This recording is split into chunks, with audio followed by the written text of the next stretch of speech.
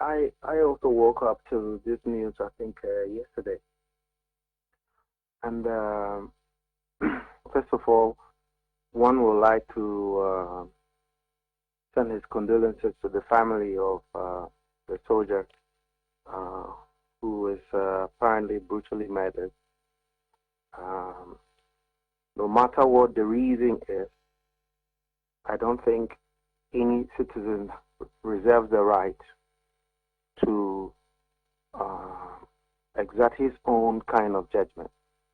And therefore, whatever must have conspired, whatever must have happened between the people who conducted this gruesome act, I don't think that anybody can excuse anyone who must have been involved in the murder of the soldier. That said, we don't also know what actually happened between the soldier and whoever must have committed this offense. So under the law, one will be very careful, even though death is not something that anybody will condone, that you do not want to have citizens take the law into their own hands to do things like that. We also have to be careful to know exactly what happened. It sounds a bit strange to me that a soldier that is just walking, minding his own business, could suddenly be attacked and killed in such a manner. So we also have to be careful in that respect. But more importantly is the military. One, the military has a responsibility under the Constitution, which means that they have a legal obligation to act in accordance with the Constitution. And therefore, anytime the command sends their officers anywhere, one will expect that it will be in accordance with their responsibilities as enshrined in the Constitution. The Constitution is clear. The armed forces is responsible for the territorial defense of Ghana's boundaries, as well as ensuring internal security. But then under the law also, the issue of murder appears to be something that is investigations and prosecution of cases of murder appears to be something within the jurisdiction of the police. Therefore, one wants to find out the basis upon which the armed forces deployed their men into that area, the purpose for which they deployed them into the community, and then the conduct of the police of the soldiers while they were there. Now, what I have seen, Senna, I think that you cannot try to. I'm not too sure whether the police, the military were sent to that place to go and investigate the murder of their colleague, because, first of all, in order to investigate murder, you need a certain set of skills. Okay? You need to have someone who will go into the community, understand the community, identify people who might hold certain information, and then collaborate with them to unravel the murder. That's how these things are done.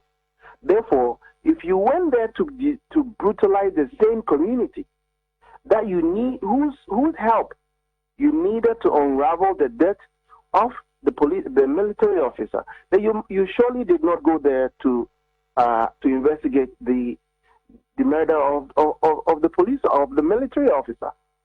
They just went there to brutalize people, and I think that the commander who authorized this operation and the officers who authorized this operation should be criminally held responsible. I've heard that the military is saying that there were excesses.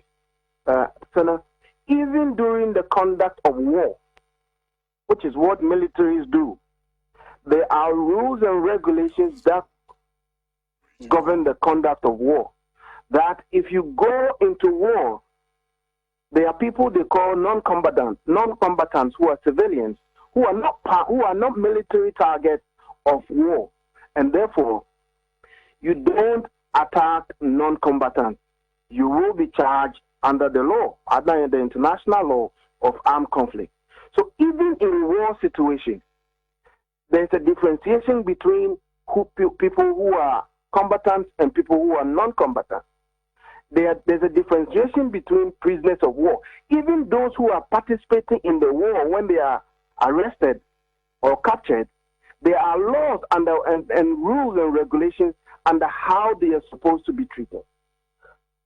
And commanders are responsible for the conduct of their soldiers or troops under their care when they engage in acts that violate international law.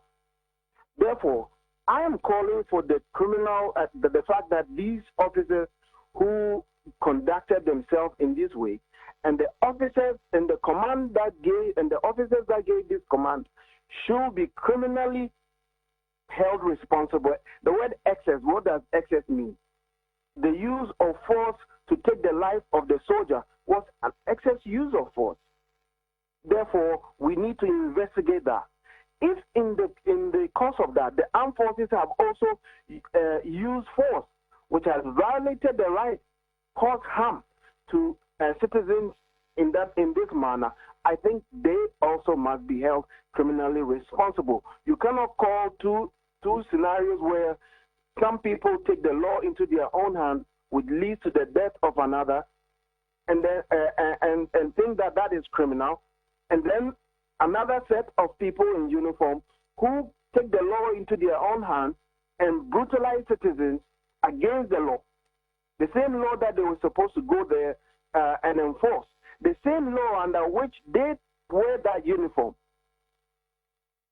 You call that one excesses, and you call the other one murder. I think this is a very serious problem. And if we don't resolve these kind of issues, gradually the armed forces will lose its reputation, because this mindset that when a military person is attacked or something happens, the law doesn't work anymore, is really, really becoming unbecoming. And I think that there is no justification, legal, moral, or ethical. There is no justification for people to take the... you remember how Jerry Rawlings used to be bastardized? That they went to, during the military rule, they went to Makola and stripped people naked and beat them up? That it was unheard of? How many years ago was this? And we can still have a leadership that can go to a community and strip them naked, put them in the mud, use all sorts of weapons to brutalize your own citizens in this manner. This is a military that and a system that spent millions advertising just a couple of months ago to citizens that anytime you see something, say something. I don't know whether you're familiar with that campaign in respect of how citizens should collaborate with the military and the security agencies in the fight against terrorism. Yeah. That should tell you that citizens always hold the information that is relevant for investigation and for security. Therefore, if you go to your community and you don't find the community as an ally, but rather you're brutalizing their children, brutalizing their mothers, brutalizing their fathers, how do you expect that community to turn around and collaborate with you to investigate anything? So I think that this is a very serious matter. And I thank God that we live in an area, because in the past, we would never have heard about this. You know, now there's social media and people can film these kind of things. If you look at some of the maps, you can see actually imprints of military boots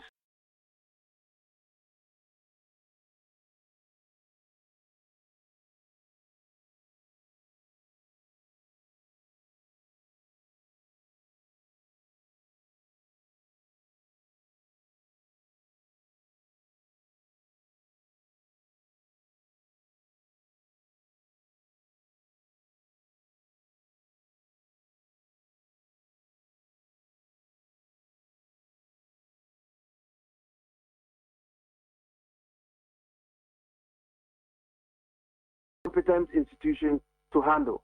The military has no business going to a community to investigate murder. That is not within their purview. That is not the military's job. Even if you otherwise, when a soldier's daughter is killed, he takes the law into his own hands to investigate it himself because he's a soldier. They say if you seek justice, you must come with clean hands. The military has dirtied their hands in the conduct of themselves in this manner. And I think that the officer that authorized this particular operation should also be held criminally responsible.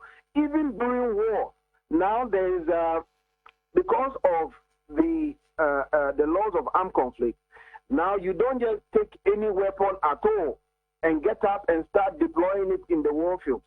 If you end up shooting a weapon that ends up killing non-combatants and people, civilians who are not military targets, you are going to be held responsible. That's why you hear things like precision-guided weapons.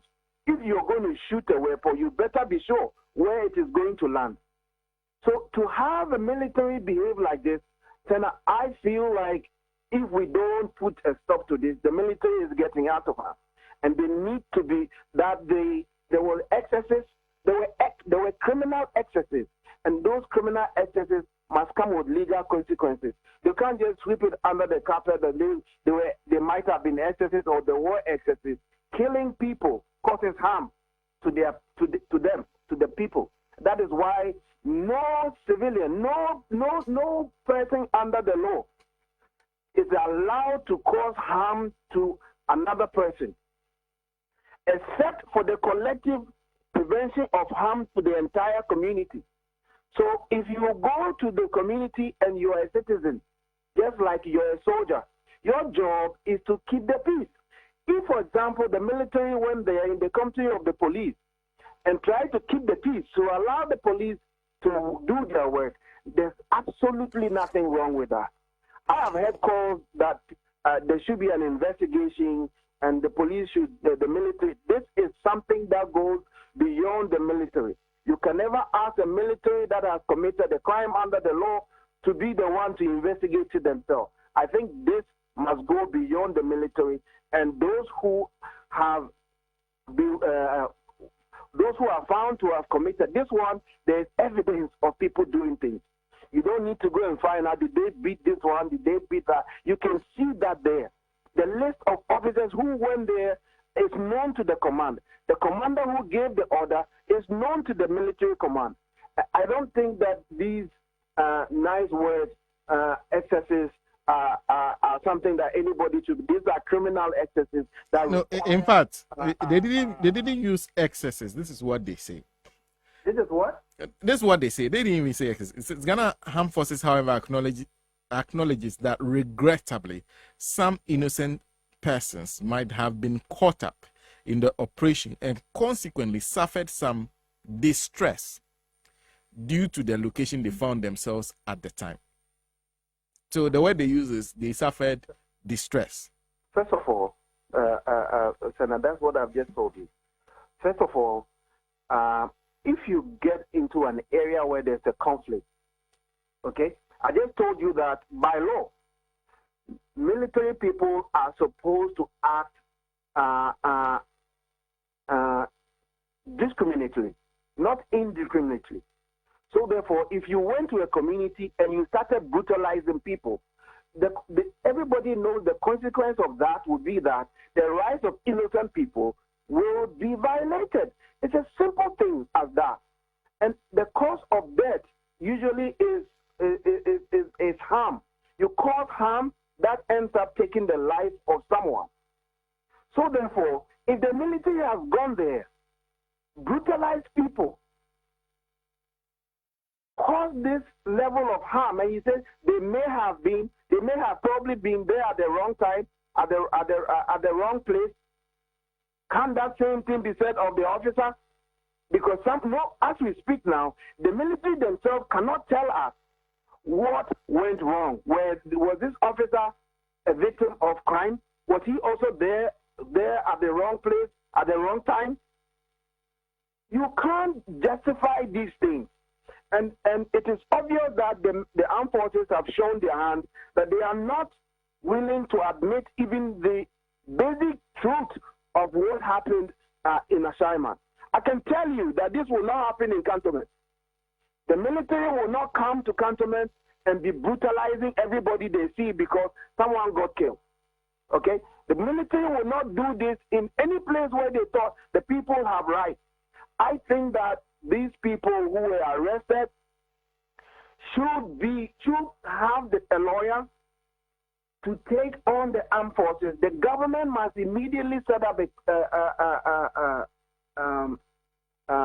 team outside the armed forces to look into this matter in the same way as the government must ask the police to quickly take over this matter. Look what happened. They went there without any skill of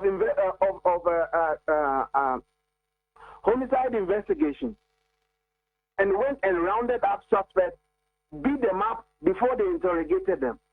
Even the conduct of interrogation has to be done under the law.